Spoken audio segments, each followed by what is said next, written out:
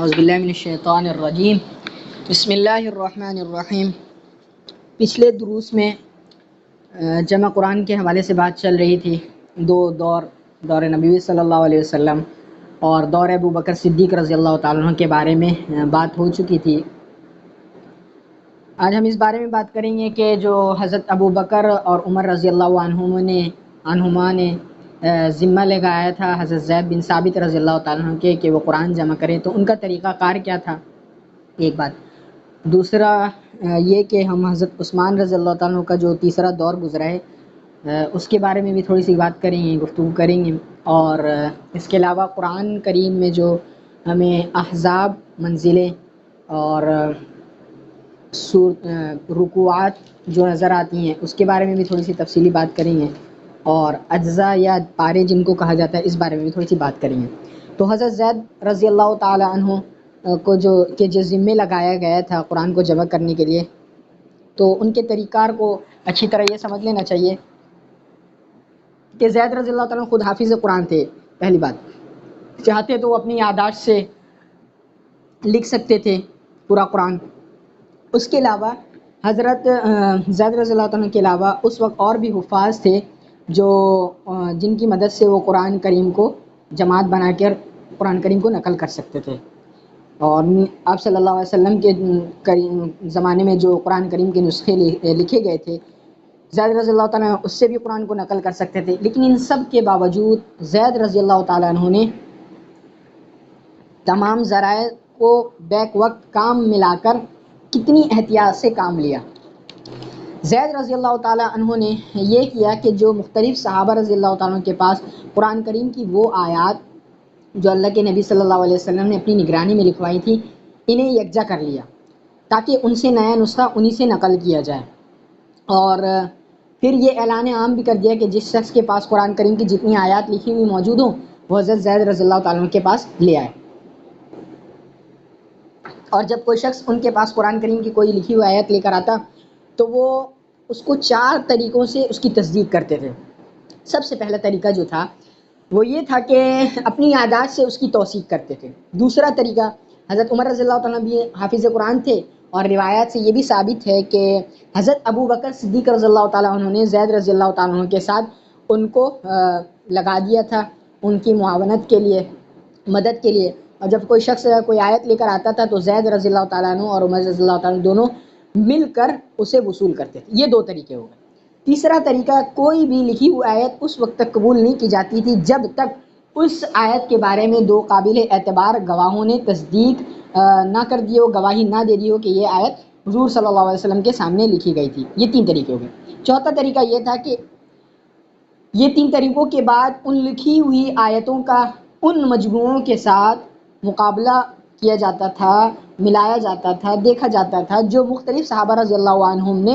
تیار کر رکھے تھے۔ یہ 4 طریقے تھے جن کو استعمال کر کے بیک وقت کام ملا کر حضرت زید رضی اللہ تعالیٰ نے قرآن کریم کو جمع کیا۔ دور عثمان رضی اللہ تعالیٰ عنہ، جن کو جامع القرآن بھی کہا جاتا ہے، یعنی کہ قرآن کے جمع کرنے والے، یہ تیسرا دور ہے اور آخری دور ہے۔ اور جو آج ہمارے سامنے قرآن کریم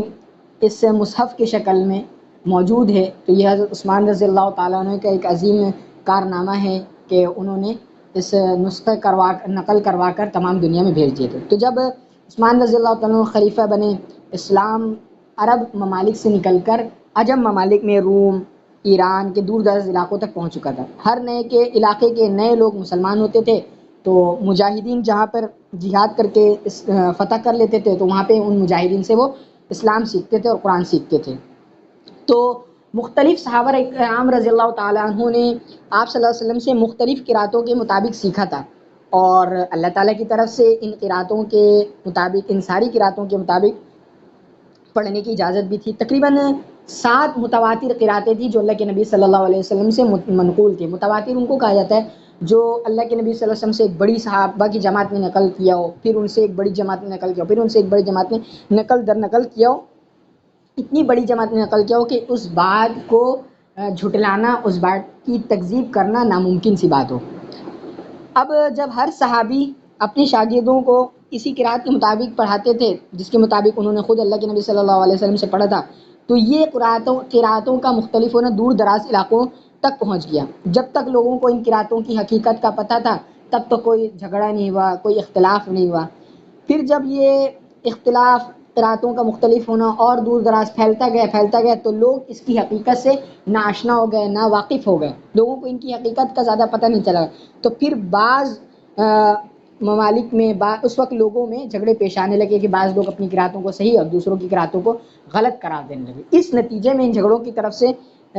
نتیجہ یہ ہوا، جھگڑوں کا خطرہ یہ تھا کہ لوگ کہیں قرآن کریم کی متواتر قراتوں کو غلط قرار دینے کی سنگین غلطی میں مبتلا ہونے، ایک تو خطرہ یہ تھا۔ دوسرا یہ کہ سوائے زید رضی اللہ تعالیٰ عنہ کے لکھے ہوئے ایک نسخے کے جو مدینہ طیبہ میں اس وقت موجود تھا، پورے عالم اسلام میں اس وقت ایسا معیاری نسخہ کوئی موجود نہیں تھا جو پوری امت کے لیے حجت بن سکے،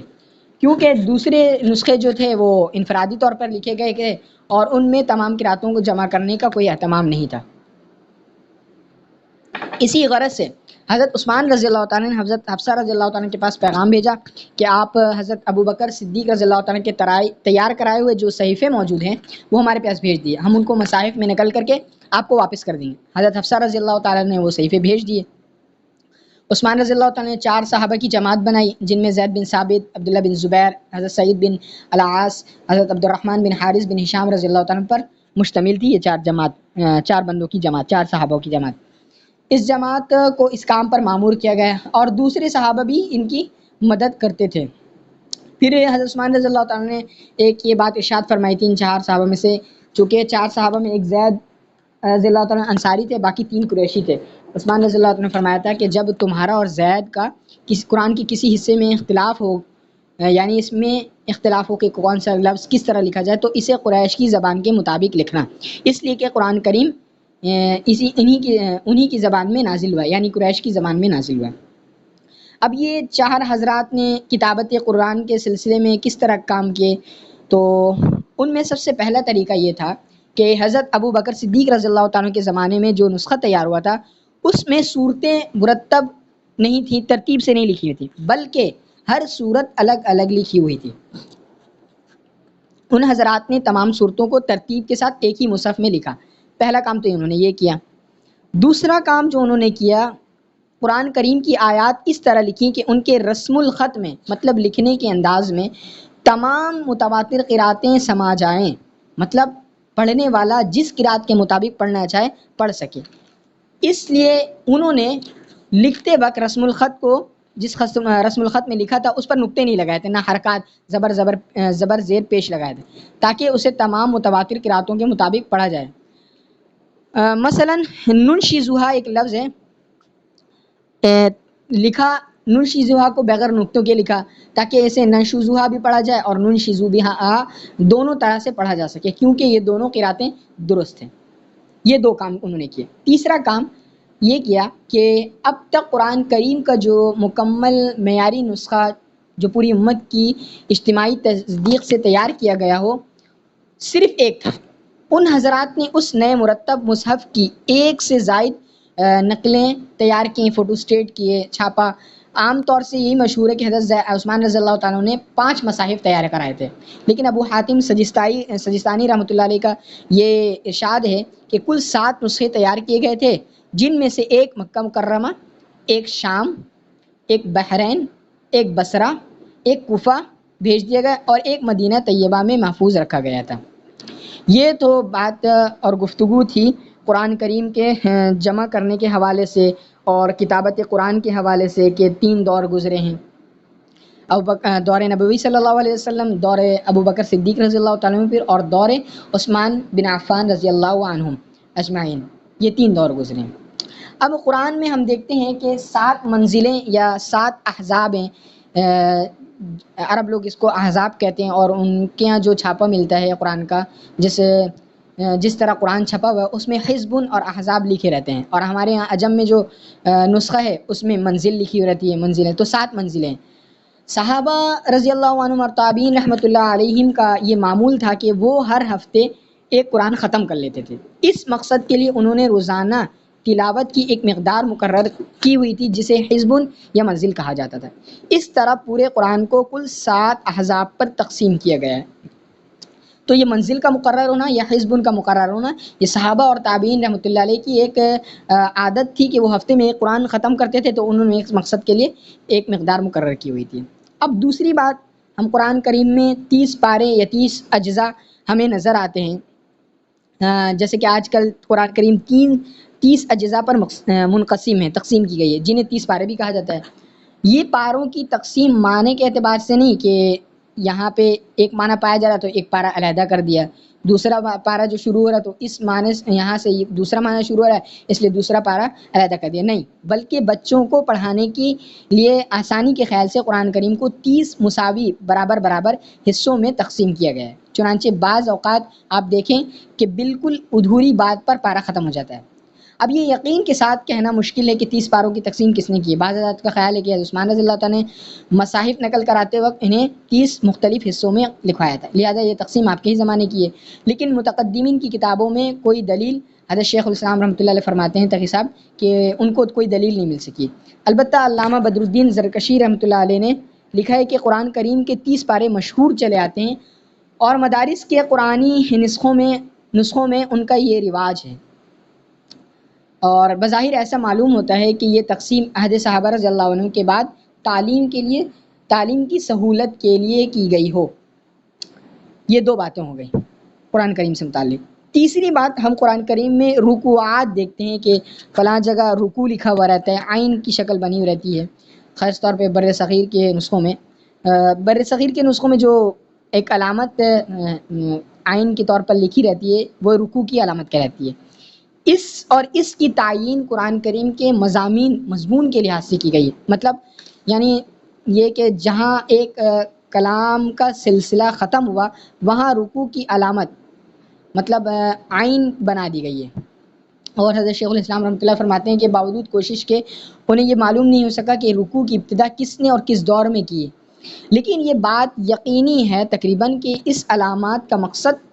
آیات کی ایسی متوسط مقدار کی تعیین ہے جو ایک رکعت میں پڑھی جا سکے۔ مطلب یہ رکوع اس لیے رکھا گیا ہے کہ کم از کم ایک رکوع اتنا ہو کہ نماز میں ایک رکعت میں اس کو پڑھا جا سکے، اور اس کو رکوع اسی لیے کہتے ہیں کہ نماز میں اس جگہ پہنچ کر رکوع کیا جائے۔ تو یہ قرآن کی جمع کے حوالے سے کچھ باتیں ہوئیں، اور قرآن کی منزلیں اور جو پاروں کی تقسیم ہے اور رکوعات جو ہمیں نظر آتی ہیں ان کے بارے میں تھوڑی سی بات ہوئی۔ اب ہم اپنا سلسلہ وہیں سے شروع کرتے ہیں جہاں سے ہم نے موقوف کیا تھا، سورہ یاسین۔ تو آج ایک رکوع انشاءاللہ پڑھنے کی کوشش کریں گے، اللہ رب العزت توفیق عطا فرمائے۔ بسم اللہ الرحمن الرحیم۔ وَآیَةٌ لَهُمُ الْأَرْضُ الْمَيْتَةُ أَحْيَيْنَاهَا وَأَخْرَجْنَا مِنْهَا حَبًّا فَمِنْهُ يَأْكُلُونَ۔ اور ان کے لیے ایک نشانی وہ زمین ہے جو مردہ پڑی ہوئی تھی، ہم نے اسے زندگی عطا کی اور اس سے غلہ نکالا جس کی خوراک یہ کھاتے ہیں۔ تو چونکہ مکی صورت ہے اور مکی صورتوں کا جو مضمون ہے بنیادی وہ اللہ کی توحید، رسالت اور بعث بعد الموت، یعنی کہ موت کے بعد اٹھائے جانے کا بیان خاص طور پر ان مکی صورتوں میں بیان ہے۔ تو یہاں پہ اللہ رب العزت ایک نشانی دے کر سمجھا رہے کہ دیکھو زمین مردہ ہونے کے بعد بھی اللہ رب العزت کیسے زمین کو رونق بخشتے ہیں، پانی برساتے ہیں، پھر غلہ نکالتے ہیں۔ اسی طرح انسان بھی جب مر جائے گا تو انسان کو بھی دوبارہ سے زندہ کرنا اللہ کے لیے کوئی مشکل نہیں ہے۔ وَجَعَلْنَا فِيهَا جَنَّاتٍ مِّن نَخِيلٍ وَأَعْنَابٍ وَفَجَّرْنَا فِيهَا مِنَ الْعُيُونِ، اور ہم نے اس زمین میں کھجوروں اور انگوروں کے باغ پیدا کیے اور ایسا انتظام کیا کہ اس میں پانی کے چشمے پھوٹ نکلے۔ لِيَأْكُلُوا مِن ثَمَرِهِ وَمَا عَمِلَتْهُ أَيْدِيهِمْ أَفَلَا يَشْكُرُونَ، تاکہ یہ اس کی پیداوار میں سے کھائیں حالانکہ اس کو ان کے ہاتھوں نے نہیں بنایا، کیا پھر بھی یہ شکر ادا نہیں کریں گے؟ حاشیہ نمبر 12۔ توجہ اس طرف دلائی جا رہی ہے کہ انسان جب کھیت یا باغ لگاتا ہے تو اس کی ساری دوڑ دھوپ کا خلاصہ صرف یہ ہے کہ وہ زمین کو ہموار کر کے اس میں بیج ڈال دے، لیکن اس بیج کی پرورش کر کے اس زمین کا پیٹ پھاڑ کر کونپل کی شکل میں نکالنا اور پھر اسے پروان چڑھا کر درخت بنانا اور پھر اس میں پھل پیدا کرنا انسان کا کام نہیں ہے، صرف اللہ تعالیٰ ہی کی شان ربوبیت ہے جو اس ساری پیداوار کی تخلیق کرتی ہے۔ سبحان الذی خلق الازواج کلها مما تنبت الارض ومن انفسهم ومما لا يعلمون، پاک ہے وہ ذات جس نے ہر چیز کے جوڑے جوڑے پیدا کیے، اس پیداوار کے بھی جو زمین اگاتی ہے، اور خود ان انسانوں کے بھی، اور ان چیزوں کے بھی جنہیں یہ لوگ ابھی تک جانتے نہیں ہیں۔ حاشیہ نمبر 13۔ قرآن کریم نے کئی جگہ یہ حقیقت واضح فرمائی ہے کہ اللہ تعالیٰ نے ہر چیز کے جوڑے پیدا فرمائے ہیں۔ انسانوں کے جوڑے تو مرد اور عورت کی شکل میں شروع سے واضح چلے آتے ہیں، لیکن قرآن کریم نے بتایا ہے کہ نباتات میں بھی نر اور مادہ کے جوڑے ہوتے ہیں، اور یہ حقیقت سائنس کو بہت بعد میں دریافت ہوئی ہے۔ آگے اللہ تعالیٰ نے صریح الفاظ میں یہ بیان فرما دیا کہ بہت سی چیزیں ایسی ہیں جن کے بارے میں ابھی تک تمہیں معلوم ہی نہیں کہ ان کے بھی جوڑے ہوتے ہیں، لہٰذا سائنس کو مختلف چیزوں کے جوڑوں کا جو رفتہ رفتہ ادراک اور معلومات ہو رہا ہے، مثلا بجلی میں مثبت اور منفی کا، اور ایٹم میں الیکٹران اور پروٹون کا، وہ سب قرآن کریم کے اس عمومی بیان میں داخل ہو سکتے ہیں۔ اللہ اکبر! کتنی بڑی بات ہے کہ اللہ رب العزت نے ان ساری چیزوں کے بارے میں بتا دیا پہلے ہی سے، جو ابھی تک انسان کی جہاں تک عقل بھی نہیں پہنچ سکی، اور آہستہ آہستہ انسان ان چیزوں کو دریافت کر رہا ہے۔ تو دریافت کر کے کچھ حقیقت کو تسلیم کر کے اللہ کے پر ایمان لے آتے ہیں، کچھ بیچارے ایسے ہوتے ہیں جو دریافت کر کے اور حقیقت کو معلوم کر کے بھی اللہ کا انکار کر دیتے ہیں۔ دوسری نشانی وآیۃ لہم اللیل نسلخ منہ النہار فاذا ھم مظلمون، اور ان کے لیے ایک اور نشانی رات ہے، ہم اس پر سے دن کا چھلکا اتار لیتے ہیں تو وہ یکایک اندھیرے میں رہ جاتے ہیں۔ یہاں یہ حقیقت، حاشیہ نمبر 14، یہاں یہ حقیقت بیان فرمائی گئی ہے کائنات میں اصل اندھیرا اللہ تعالیٰ نے اسے دور کرنے کے لیے سورج کی روشنی پیدا فرمائی ہے۔ جب سورج نکلتا ہے تو وہ اپنی روشنی کا اغلاف کائنات کے کچھ حصے میں چڑھا دیتا ہے، جس سے روشنی ہو جاتی ہے۔ پھر جب سورج غروب ہوتا ہے تو روشنی کا یہ چھلکا اتر جاتا ہے اور اندھیرا واپس آ جاتا ہے۔ والشمس تجری لمستقر لها ذلك تقدیر العزیز العلیم، اور سورج اپنے ٹھکانے کی طرف چلا جا رہا ہے، یہ سب اس ذات کا مقرر کیا ہوا نظام ہے جس کا اقتدار بھی کامل ہے، جس کا علم بھی کامل ہے۔ والقمر قدرناه منازل حتى عاد كالعرجون القدیم، اور چاند ہے کہ ہم نے اس کی منزلیں ناپ تول کر مقرر کر دی ہیں، یہاں تک کہ وہ جب ان منزلوں کے دورے سے لوٹ کر آتا ہے تو کھجور کی پرانی ٹہنی کی طرح پتلا ہو کر رہ جاتا ہے۔ حاشیہ نمبر 15، یعنی پورے مہینے کا دورہ مکمل کرنے کے بعد آخر میں ایک یا دو راتوں میں وہ غائب رہتا ہے، پھر جب دوسرا دورہ شروع کرتا ہے تو وہ اتنا پتلا اور خمدار اور پیلا ہو جاتا ہے جیسے کھجور کے درخت کی وہ شاخ جو پرانی اور پتلی اور خمدار ہو جاتی ہے۔ یہاں پہ اللہ رب العزت نے ایک تشبیہ دی ہے کہ چاند جب آخری دنوں میں ہوتا ہے اور جب دوسرے مہینے کا چاند ہوتا ہے تو وہ کتنا پتلا اور باریک ہو جاتا ہے۔ تو یہ سب اللہ رب العزت کی قدرت کی نشانیاں ہیں۔ للشمس ينبغي لها أن تدرك القمر ولا الليل سابق النهار وكل في فلك يسبحون، نہ تو سورج کی یہ مجال کہ وہ چاند کو جا پکڑے اور نہ رات دن سے آگے نکل سکتی ہے، سب اپنے اپنے مدار میں تیر رہے ہیں۔ اور اس حاشیہ نمبر 16 ہے کہ اس کا ایک مطلب تو یہ ہے کہ چاند اور سورج دونوں اپنے اپنے مدار میں چل رہے ہیں، سورج کی مجال نہیں کہ وہ چاند کے مدار میں داخل ہو جائے، اور دوسرا مطلب بھی یہ بھی ہو سکتا ہے کہ سورج کے لیے یہ ممکن نہیں کہ وہ رات کے وقت جب چاند افق پر موجود ہے اس وقت نکل آئے، رات کو دن بنا دے۔ تو یہ اللہ رب العزت نے چاند سورج کی نشانی دی اور رات کی نشانی دی اور زمین کی نشانی دی، پھر چاند سورج ایک دوسرے سے آگے نہیں بڑھ سکتے ہیں، یہ ساری نشانیاں بیان کی۔ تیسری نشانی یہ بتاتے ہیں کہ وآیۃ لہم انا حملنا ذریتہم فی الفلک المشحون، اور ان کے لیے ایک اور نشانی یہ ہے کہ ہم نے ان کی اولاد کو بھری ہوئی کشتی میں سوار کیا۔ حاشیہ نمبر 17 ہے کہ اولاد کا خاص طور پر اس لیے ذکر فرمایا کہ اہل عرب اپنی جوان اولاد کو تجارت کی غرض سے سمندری سفر پر بھیجا کرتے تھے۔ وَخَلَقْنَا لَهُم مِّن مِّثْلِهِ مَا يَرْكَبُونَ، اور ہم نے ان کے لیے اس جیسی اور چیزیں بھی پیدا کی جن پر یہ سواری کرتے ہیں۔ حاشیہ نمبر 18، کشتی جیسی دوسری سواری کی تشریح عام طور سے مفسرین نے اونٹوں سے کی ہے، کیونکہ اہل عرب اونٹوں کو صحرا کا جہاز کہا کرتے تھے، لیکن قرآن کریم کے الفاظ عام ہیں جس میں کشتی کے مشابہ ہر طرح کی سواریاں داخل ہیں،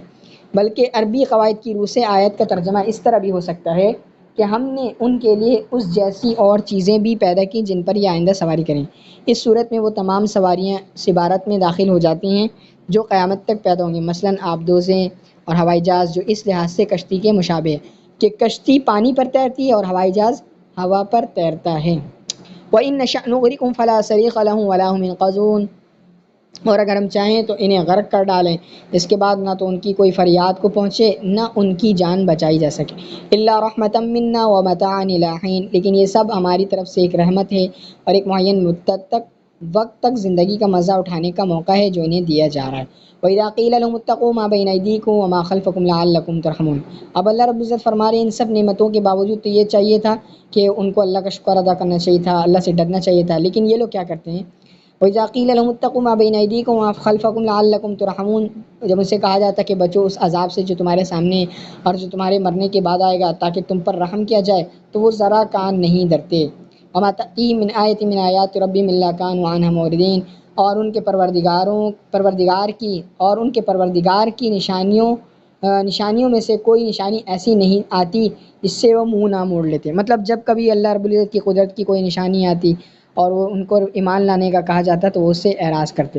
وَإِذَا قِيلَ لَهُمْ أَنفِقُوا مِمَّا رَزَقَكُمُ اللَّهُ قَالَ الَّذِينَ كَفَرُوا لِلَّذِينَ آمَنُوا هَلْ تُطْعِمُونَ لَوْ شَاءَ اللَّهُ أَطْعَمَكُمْ إِنْ أَنْتُمْ إِلَّا فِي ضَلَالٍ مُّبِينٍ۔ اب یہ لوگ مذاق اڑاتے تھے، اور جب ان سے کہا جاتا کہ اللہ نے جو تمہیں رزق دیا ہے ان میں سے غریبوں پر بھی خرچ کرو، تو یہ کافر لوگ مسلمانوں سے کہتے کیا ہم ان لوگوں کو کھانا کھلائیں جنہیں اگر اللہ چاہتا تو خود کھلا دیتا۔ یہ مذاق اڑانے کے طور پر کہتے تھے، مسلمانوں تمہاری حقیقت اس کے سوا کچھ بھی نہیں کہ تم کھلی گمراہی میں پڑے ہوئے ہو۔ وَيَقُولُونَ، پھر یہ کافر لوگ کیا کہتے تھے اس سے بڑھ چڑھ کر، وَيَقُولُونَ مَتَىٰ هَٰذَا الْوَعْدُ إِن كُنتُمْ صَادِقِينَ، اور یہ کہتے ہیں کہ یہ قیامت کا وعدہ کب پورا ہوگا، مسلمانوں بتاؤ اگر تم سچے ہو۔ ما ينظرون، اللہ تعالیٰ ارشاد فرماتے ہیں ما ينظرون إلا صيحة واحدة تأخذهم وهم يخصمون، دراصل یہ لوگ بس ایک چینخ کا انتظار کر رہے ہیں جو ان کی حجت بازی کے عین درمیان آ پکڑے گی۔ مطلب یہ لوگ جب جھگڑا کر رہے ہوں گے یا جب اللہ کی نشانی تمام پوری ہو چکی ہوگی تو اس وقت ان کو چیخ آنکھ پکڑ لے گی۔ فلا يستطيعون توصية ولا إلى أهلهم يرجعون، اس چیخ کے آ پکڑنے کے نتیجے میں کیا ہوگا ان کا حال کہ پھر نہ یہ کوئی وصیت کر سکیں گے اور نہ اپنے گھر والوں کے پاس لوٹ کر جا سکیں گے۔ وآخر دعوانا ان الحمد للہ رب العالمین۔ آج کے لیے اتنا ہی کافی ہے، اور انشاءاللہ رب العزت نے چاہا تو مزید